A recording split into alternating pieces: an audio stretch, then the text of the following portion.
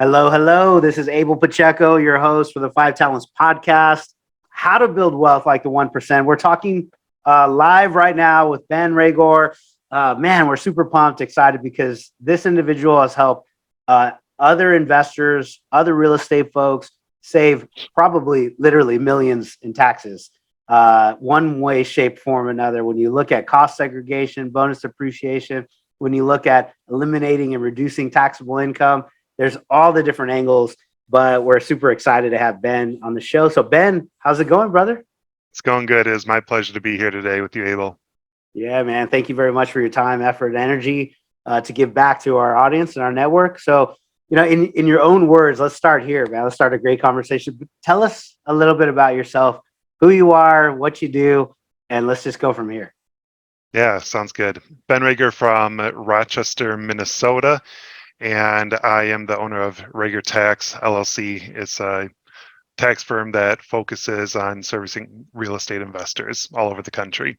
And so usually small to large real estate investors who are looking to build passive streams of wealth and who want an expert in real estate, because a lot of generalist CPAs just don't really focus on this stuff and have a harder time having the tax strategy conversation with investors around these things like real estate.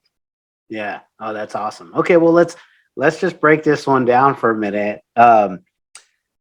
You said you're helping investors. I think I heard small to medium type of real estate investors. What does that mean? Is that have one single family property or have lots of? What does that mean? Yeah. Most of my clients are smaller to medium. I guess what you define as a large investor. So I usually say small is anywhere from like 1 to, let's say, 30 properties. Most people 1 to 10. Okay.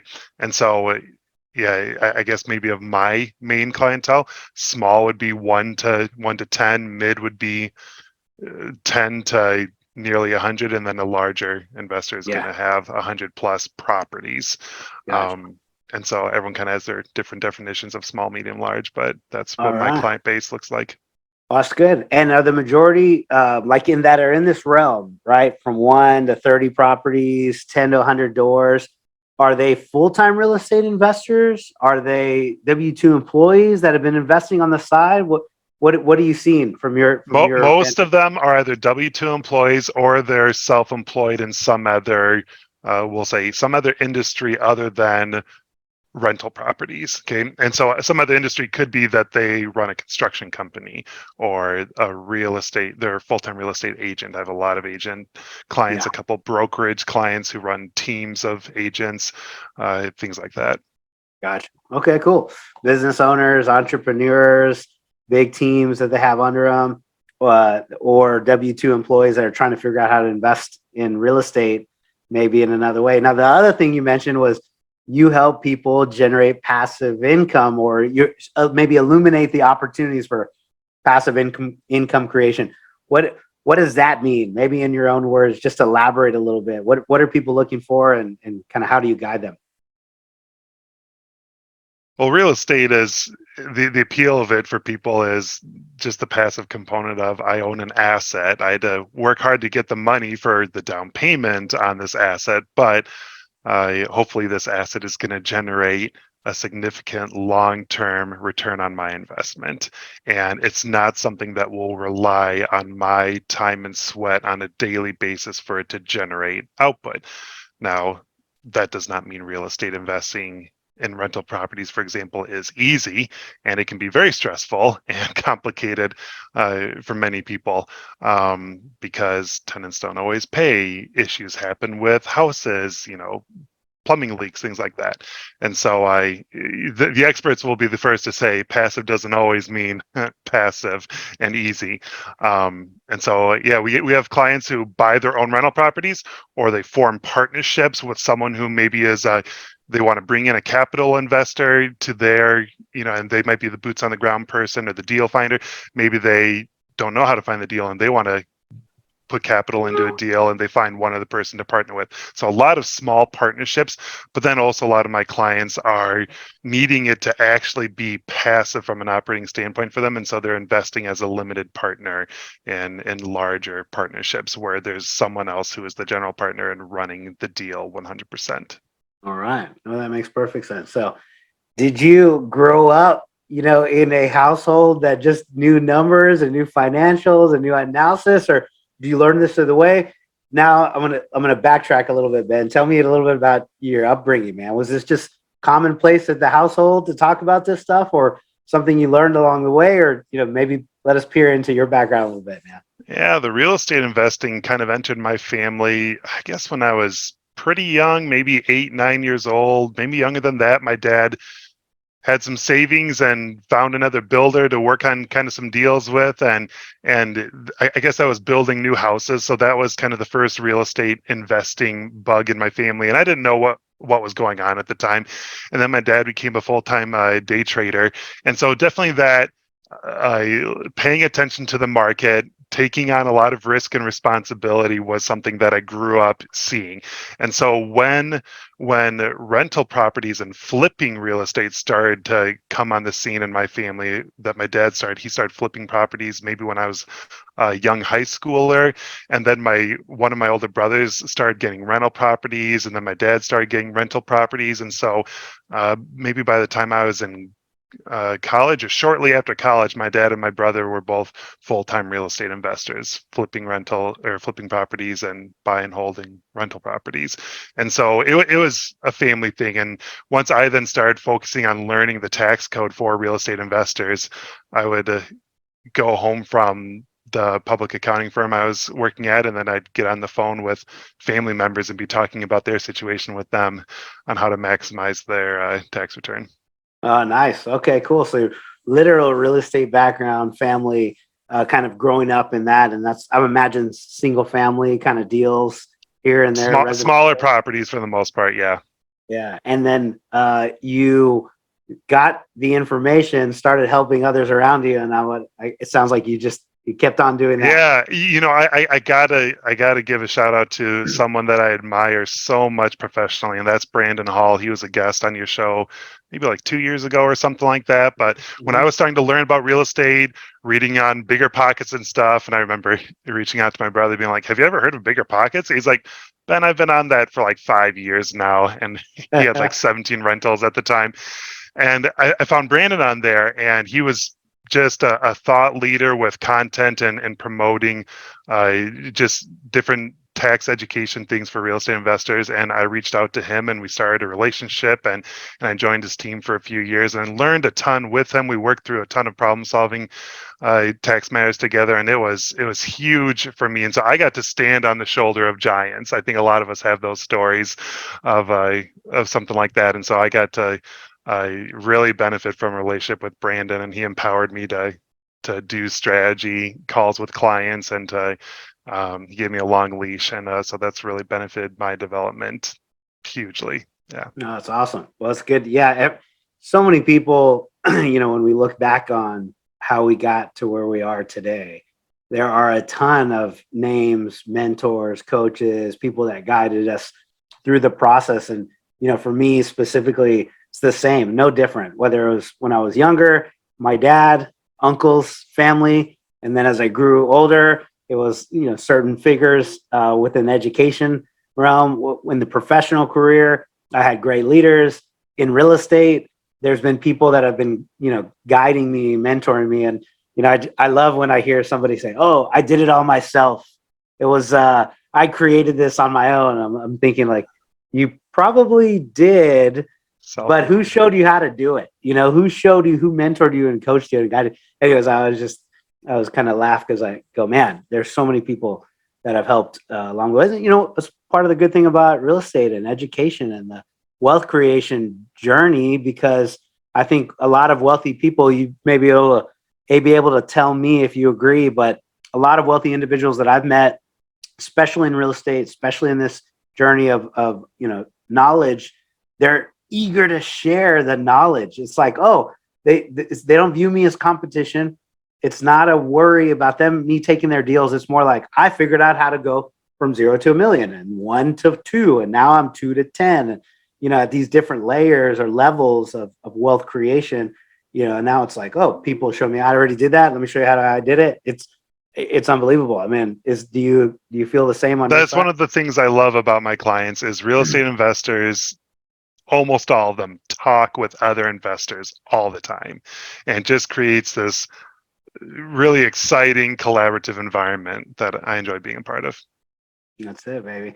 So this same, I was at an event. I was at some real estate conferences, coaching, education, training seminars.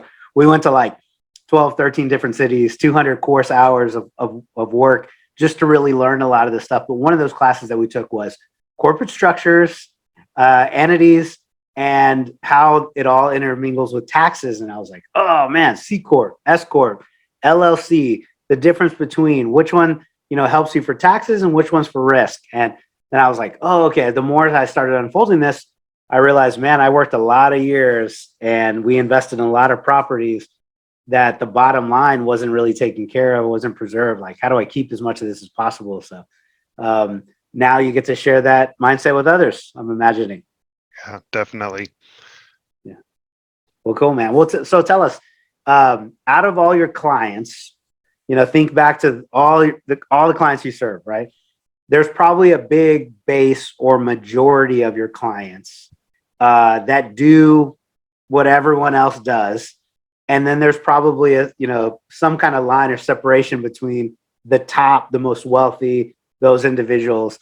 Can you talk about a little bit what the wealthiest of clients, your highest performing, the most, I guess affluent kind of clients, what are they doing that everyone else is not doing?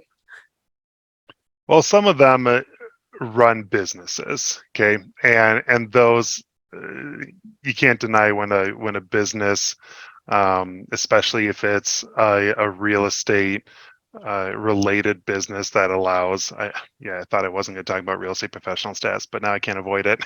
When you get someone who runs a brokerage or a real estate property management business or something with a scaled operation and a lot of team members, and they make a lot of money doing it, those people just have insane potential to grow their wealth while minimizing their tax liability as much as possible through the acquisition of buy and hold rental properties that they're going to front load a bunch of depreciation on. And so that's really exciting. And so I do have some of those clients who run brokerages or run a construction related real estate operation. And so I can't get away from the fact that building a business, especially one that you might eventually sell one day, if it's sellable, is easily one of the top ways to get over the first hurdle of going from small or mid to a larger investor, I guess. And so some of my favorite clients are ones in those positions. I think of some of the others, they just were willing to get their hands dirty and got involved in so many deals. They took their learning so seriously. They were willing to make a mistake. They were willing to have a deal flop, and they decide, I'm going to learn from this, and then I'm just going to keep going full speed ahead. And so I've got some other clients in mind where they are just insanely driven and they network fiercely, and they are constantly building trust, and they're not afraid to admit that they made a mistake. And honestly, when they are transparent and honest about deals that have gone bad, or property managers who have stolen money from them, or contractors who have stolen money from them, or whatever, it seems to build trust then with individuals who are going to be partnering with them on deals in the future. Whether it's they're starting syndication deals themselves and they need limited partners to join them, or just other small partnerships, things like that. So people who are highly driven, want to learn fast and learn from mistakes, and aren't afraid to admit those mistakes. And then people who build businesses, those are kind of my favorites, who are kind of top-notch clients. Yeah, look at that, man. Taking notes furiously because I'm like, well, if this is what our man Ben says that they do that others don't, I'm like, well, shoot, I need to make sure I'm taking notes. So I would encourage you, if you're listening, hit rewind. If you didn't catch it, if you're running or something, let me summarize a few things. I heard getting their hands dirty, willing to make a mistake, willing to flop, willing to take a risk, network consistently. Your network is your net worth, people. You got to be able to do those things. And if you're not worried about, highlighting some of your failures or the reasons that you've lost, because, really when you're going through it, you're going to make mistakes. You're going to get punched in the face. You're going to hit the floor. When it happens, can you get back up, recognize what happened, learn to either dodge right, duck left, whatever you need to do to avoid the next punch, and just keep going? That's where winners and the difference between the successes and failures are made all day long. So I would absolutely 100% agree with that. I like the business owner part of it. So hearing that other people have created a lot of wealth by building businesses, potentially some of them with big teams.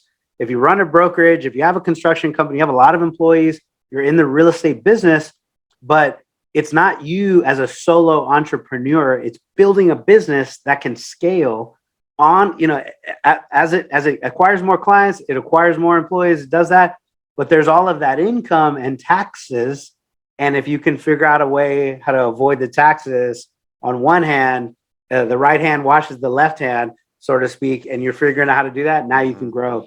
I'll add a different category of a person, and this is usually my clients who we'll say they're the W-2 specialist of their industry, and they're just the high earning W-2 person, and they've figured that their time is best spent figuring out partnerships and what people they trust, and then letting those people put their time and energies into finding and managing real estate deals and stuff. So they believe in real estate, they're willing to trust other people with their money, and they decide that they're going to then focus the rest of their energies on continuing to do their craft. Hopefully they're passionate about it, and it might not be real estate related, but they make a lot of money as a W-2 employee.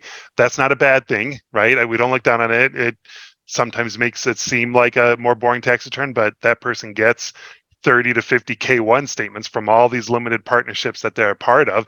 And for any of the people who are wondering, like, what's a limited partnership, it's for a lot of real estate deals, it's you buy into the partnership, that partnership buys a large rental property. They lay out, here's the 1 to 2 year plan for renovating it and how we're going to bring up rents and refinance and stuff like that. And then hopefully in 5 to 7 years, maybe we're going to sell it, and you're going to have big capital gains hit you that year with a big liquidating distribution. And that's when the tax hits. Okay. But these clients of mine who do this over and over and over, in the year that one of these deals sells, they're not worried about the tax hit because they've continued to reinvest those proceeds in the next deal, and they just keep repeating it over and over, and their net worth statement just seems to go up fast. And so it seems like once people get some traction in that direction, it goes really well for that type of an investor as well. Yeah, that's awesome. There's so many investors that do exactly what you're talking about. I meet with a lot of investors sometimes that are very worried about capital gains, and they tell me, well, what about capital gains? And what about, the ability to lose the investment, lose the seed? And I go, man, those are real risks. You have to get over risk to earn. And an investment, every investment has risk. But once you figure out how to mitigate those risks by due diligence, looking at the deal, the market, the team, the structure, figuring out, this is covered. I've covered the majority of my risk. Now, if you're still asking about capital gains and how to avoid them, man, I think the mindset is on a different side. It's like, dude, don't worry about capital gains, because if you can keep this thing rolling, you'll get a new set of losses to eliminate your capital gains if you're putting the right strategy together. And if you've never seen it, I guess it's part of the risk part of it. It's like, I'm uncomfortable because of capital gains. I'm like, man, you got to invest. You got to find a way to deal with those later. I'll add that my clients who I see grow their wealth the fastest just through their rental portfolio are the ones who are willing to sell a property when it just makes sense for that property to be sold, because A, the market is showing it's a good time to sell this property maybe, and B, because they've done what they can with that deal. They can't force any more appreciation into it and stuff. And so some of my clients are thinking, I'm going to buy and hold until I die, and that's their investing philosophy, and that can be okay. And some of them understand it's going to make sense to sell any of these property at some given point in time. And if I can sell one and then use that money as the down payment for 2 new deals or something, that's how I'm going to truly grow my net worth the most, the quickest. Yeah, it makes perfect sense. Yeah, and then the ability to write, I won't say write off your taxes, but the ability to legally not pay your taxes or have some passive income, write off some of the active income is unlocked with this real estate professional status that you mentioned earlier. So a lot of people are trying to figure out how to get qualified. Before we even talk about that, what are the most common real estate professional statuses that you see like all day long? These are real estate professionals, whether they know it or not. You mentioned a couple, but what are some of the? Number one is real estate agents. If that's your full-time job and you don't have a W-2 job that you spend more time at than that, there's a lot of self-employed real estate agents out there. There's definitely more of those than there are full-time flippers or builders or developers, right?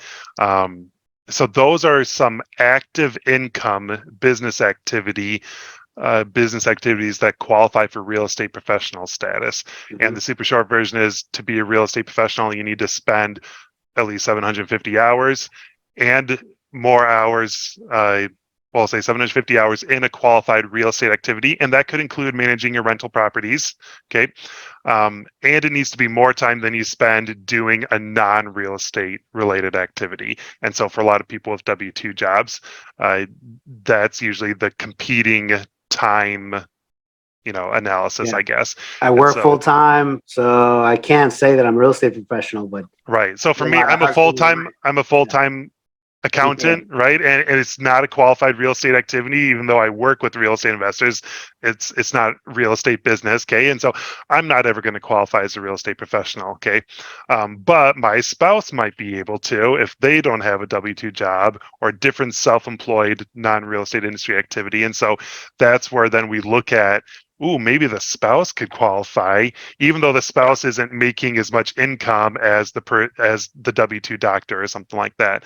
And so we look for things like that. So there's qualifying for real estate professional status is one thing, okay, but just because you qualify for that doesn't mean you can all of a sudden deduct all the rental losses you want against the W-2 income.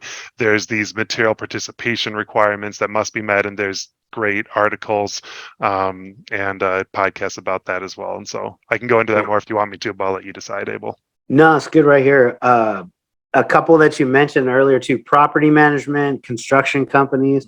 Is this like just the owner of that property management company, or if I'm a property management employee, how does that work? Right. Oh, wow. You hit it. You hit the one thing I didn't mention there. You need to be an owner of the business activity. So you basically need to be self-employed. You need to be carrying the risk of the business.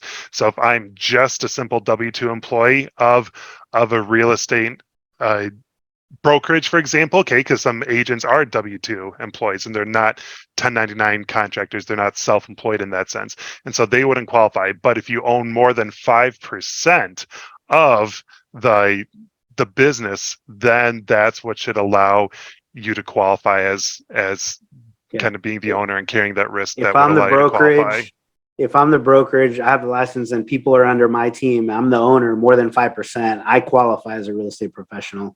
Yes. Or if I'm an agent and I'm 1099, or I can prove that more of my hours than any other job is in this, I'm also a real estate professional. So it's kind of varying categories there. Yeah, it's one of those ones that it's tough for us to talk about it at this level in a way that's going to make sense to your hundreds of millions of listeners here. And so oftentimes with my clients, I have to tell them, hey, I know you heard this guru say this. Now let me tell you how it actually applies to your situation. And we have to dispel the myths and guru talk sometimes and just really add a lot of clarity. So you can qualify, or man, you cannot. If you think there's a chance you can qualify, make sure you talk it through with the right person to understand your situation. Talk to an expert, talk to somebody that can help you. You want to make sure you're in the up and up to try to do this. But one of the ways I did, I was a W-2 employee. I didn't own the company. I wasn't a founder in a tech company. I was a high W-2 wage earner, but we found out, oh, my wife, the amount of money she was making at the same job, though, was lower than the amount of tax write-offs that we would have had investing our dollars in. So we were, quote unquote, retired her from W-2, and she became Sure. our real estate professional, and she was managing our properties and doing everything the right way on that side. But that's what she did. She was our huge tax write-off on our side. So the ability to do that just was amazing. So I'd encourage you, if you're trying to figure out, do I qualify? Can I qualify? How do I do that? Man, go see an expert, and they can help you through this. So, Yeah, Ben, one thing I'll add just real quick on that is uh, limited partnerships. I've got a number of clients who thought, oh, I could qualify for this with my limited partnership interest. The hours you spend need to be in a activity that you have the control over. And so if you're investing as a limited partner, you have no control over those. And so your time spent on those, however limited it is, doesn't get added to the equation usually of how much time you spend. And so the goal with owning rental properties and flipping and being an agent, but also investing as a limited partner, is to qualify from an hour standpoint in all the areas aside from the limited partnership activity.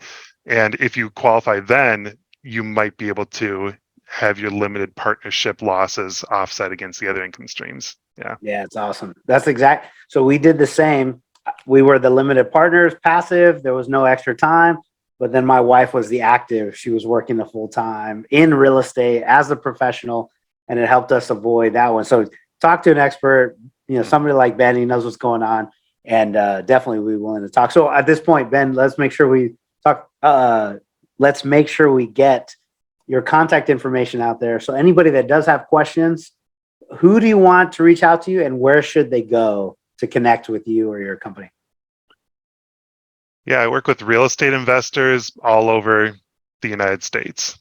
And so if you own rental properties, if you are seriously invested in limited partnerships, maybe you're a real estate professional and that you're a real estate agent or a flipper or a developer, we might be a good fit for each other. So just if you're involved in real estate, feel free to reach out. And you can do that by going to my website, which is www.raygortax.com. That's RAYGORTAX.com. And you could also find me on LinkedIn or send me an email at ben@raygortax.com. There you go. There you go. And Ben, I would imagine that you're coming on the show, taking the time to invest in our network, provide a little bit of education because you want people to actually reach out to you. That's the goal, right, Ben? So no one's wasting your time when they ping you with questions, right? No, please reach out. Yeah. Yep. So that's good stuff. Well, Ben, I appreciate your time. I have a few more questions, so don't go just yet. But yeah, we got to hit the fun year-end tax planning stuff, right? Yeah, man. That's a couple questions here. It's November 14th, 2022.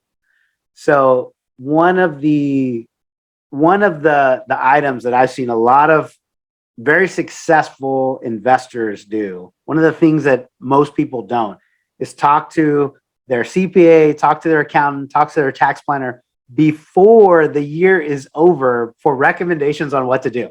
Like a lot of times it's January, February, March, and you're looking at your taxes and you're trying to figure out, well, what place can I make right now to avoid these taxes? I'm like, man, you missed the opportunity. You got to work on next year.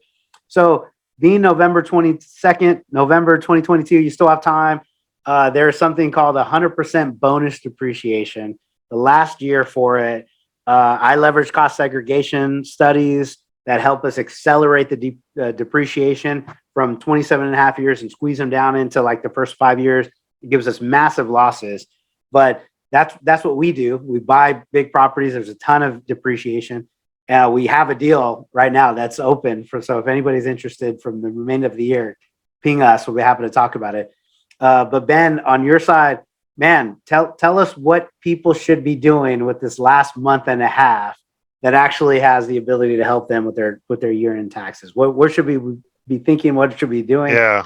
Give us there's a lot of the bread and butter things. And so let me just kind of rapid fire list some of those off. Sure. And so some of those things are, did you consider where you're at with retirement account contributions, if you like to have the tax deduction from 401k type stuff or IRA stuff. And so retirement account stuff, this is the last year of this short kind of stint of 100% business meal deduction. And so, Wow. hey, if you're doing lunches or dinners with other investors or other professionals that would normally be considered a business meal deduction, it's 100% for this year, and then it goes back to 50% starting January 1st coming up here. And so I maybe take advantage of that. Yeah. There's always the defer income where you can and front load expenses where you can, if that's going to be appropriately advantageous to your situation. And so if you're a rental property investor and you can deduct your rental losses against your other income streams, maybe you consider, what are going to be my Q1 2023 expenses that I need to pay money for next year, and can I maybe pay that ahead of time and buy those appliances now, or prepay 12 months worth of property taxes or insurance?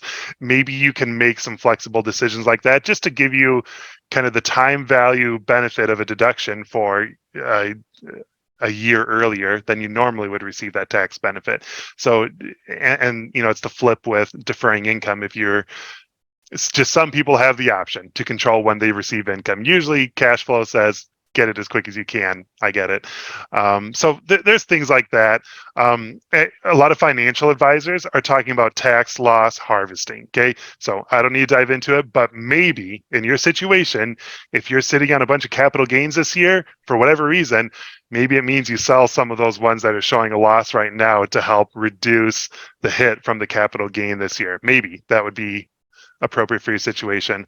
And then I would also add charitable contributions. This is something that for my wealthy clients, they've a lot of them eventually learn about something called donor advised funds. I just want to throw it out that this is kind of what the 1% do, is they eventually realize, hey, I might have a large amount of appreciated stock or real estate that I want to sell, but rather than have the long-term capital gain hit my tax return, I'm going to donate them to an organization or to my donor advised fund, and then we'll spread out the actual contributions to those charitable organizations over however many years.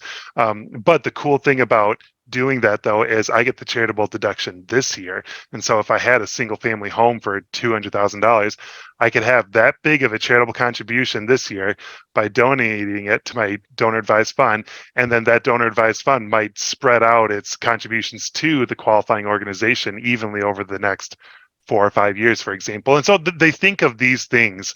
Something else just to consider is what my most successful clients do is they look at who can I trust and who can I kind of partner up with to control our tax situation. And so that's where things like paying your children or gifting stock to your children and have them sell it at a lower tax bracket, or some other individual, like there's just these creative family tax planning things that can be considered.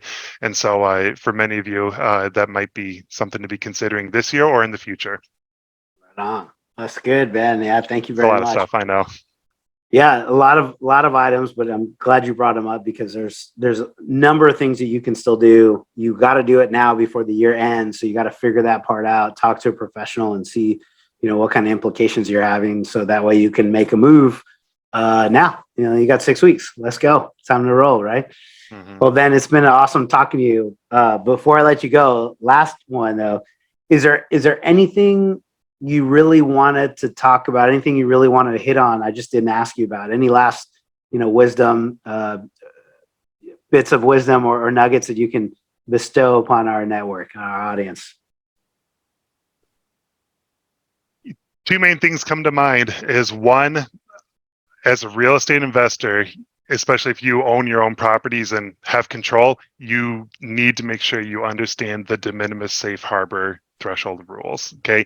And so I don't have time to go into it all right now, but please, there's great articles about this stuff, especially from the real estate CPA group. They have the best written content on this stuff. But understanding that when you make improvements to a property, if the property is already placed in service, small improvements that are under the $2,500 threshold can qualify for expense treatment. And that is always more tax advantageous than capitalizing the asset and depreciating it. So there's just this whole place and service, de minimis safe harbor thing that you need to learn about if you don't know about it. And so that might be something I can talk about more in the future someday.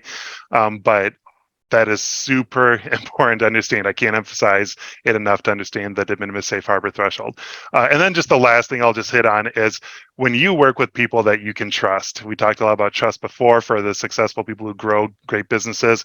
When you have people that you can trust, you can do so much more from a tax planning standpoint. And so I'm thinking of some of my clients, whether it's kind of working out stuff with their children, maybe their 26-year-old child has low income, and so they gift stock to their children, and the child sells the stock, and they have no taxes on it because they're in a low tax bracket, and then maybe the money goes back to the parents as a gift or whatever. Like, when you work with people you can trust, there is so much you can accomplish in terms of collectively sending less money to the government. And so a lot of my successful clients are looking for opportunities like that. And even outside of the family, when you have a business partner or just some other adult individual that you can trust, just the things you can collaborate on and legally do together to just collectively send less money to the government, that is huge. Yeah, baby. I agree. Let's pay taxes, but pay our fair share, right? Yep. So let's pay unto Caesar what is Caesar's, but not a penny more. Absolutely. Let's do the thing, right? So, anyways, Ben, it's been awesome having you on, and thank you very much for sharing a little bit of time with us and our audience. We appreciate it. And if you are learning something from our podcast, go to our podcast review ratings area. You can do that on Apple. You can do this on your favorite podcast platform. Leave us a review and a written review. We would love the feedback. Go ping Ben. Tell him you heard us on the show. He would be happy to have you bring some questions to him as well. So we appreciate your time, and thanks for joining us. We'll see you on the next week.